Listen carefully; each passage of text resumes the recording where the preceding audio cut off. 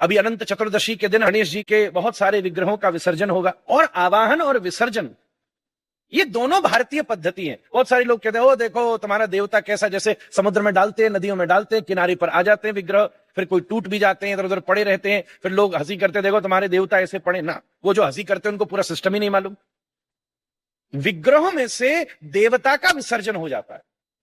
अभी आप रोज जो पूजा कर रहे हो सवेरे, कल जैसे पूर्णाहुति करेंगे, ये आपसे चावल लेके आएंगे, गच्छ गच्छ सुर श्रेष्ठ स्थानी, अपने स्थान पर, हे देवता अपने स्थान पर चले जाइए, और सारी पूजा की सामग्री लेकर विसर्जन कर देंगे। ये भारतीय पद्धति है। किसी मूर्ति में ही देवता नहीं होता, मूर्ति के भीतर पूर्ण रूप से प्रतिष्ठा की जाती है।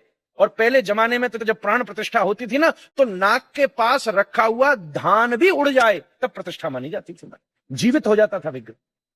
और फिर उसके बाद विग्रह में से उस प्राण का विसर्जन कर दिया जाता है। देवता आप चले जाओ, अब तो केवल वो आकार मूर्ति का रह गया, जिसको हमने विसर्जित कर दिया, जल के भीतर प्रवाहित कर दिया। और वो भी ऐसा निर्मित होना चाहिए। एक भक्त ने मुझे भेजा, उसने सुंदर पंचगव्य के माध्यम से गणेश जी का विग्रह बनाया घर में। सुंदर, इतना प्रकृति के बायोडिग्रेडेबल भी है, प्रकृति के लिए पोषण युक्त भी है। अलग अलग लोगों ने प्रयोग किए। तो हम नाम भी अनंत चतुर्दश है, कहने का मतलब वही बता रहा है कि आप जिसका विसर्जन कर रहे हैं उसका कोई अंत नहीं है, वो अनंत है महाराज, वो अनंत है।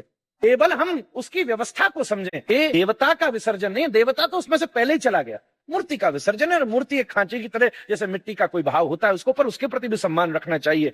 हम उसको ध्यान से देखकर, प्रेम से, उसका जो कल शोभा यात्रा भी निकालें, उसमें भगवान का नाम लें। ये जो जबरदस्ती नशे करना, ऊधम मचाना, ये सब उसके पीछे उचित नहीं है। कोई देवता उससे प्रसन्न नहीं होता।